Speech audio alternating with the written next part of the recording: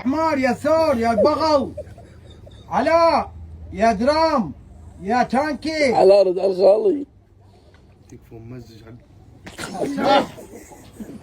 ما ترد علينا قاعد اقول والله انا اسمي علاء مو اسمي حمار. اسمك حمار ودونك بعد يا ولد. ما راح يوم والله قال اسمه. شنو؟ خالي حسن شايك بالحليب تكفى. ما شاء الله خوش قلاص هذا احنا خوش حليب هذا الحين ثلاثة قلت تشربه. فهمت شيء انا انت؟ ما فهمت انه ولا شيء والله. شو قاعد يقول؟ يقول خوش قلاص انت شارب قلاص ولا شارب حليب؟ وين رايح بخليفه؟ راح اجيب حليب بخلص الحليب بكمله هذا. يلا خليني اساعدك. يلا تعال. يلا. هذا حليبنا الاساسي خشينا زين. خل نوريكم شنو يبين حق الربع.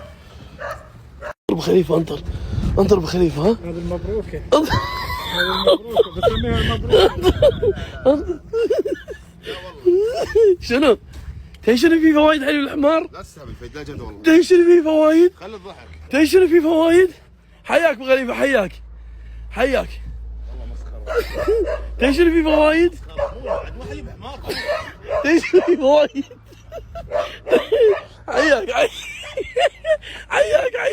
تعال دخل عليهم الخيمه ها؟ انا رايح دخل عليهم الخيمه. ابو خليفه ها خالي؟ والله ما قصر وربك اعطاني حليب وشاي حليب. شوف خالي ساعد ابو خليفه على الحليب. تعال ابو طلال. شنو؟ هلا في حليب. احلب الحماره.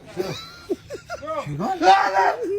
تعال قوم. شنو هذا؟ هذا حليب هذا الحليب؟ حليب يعني الشباب هذا؟ جايب الحمار.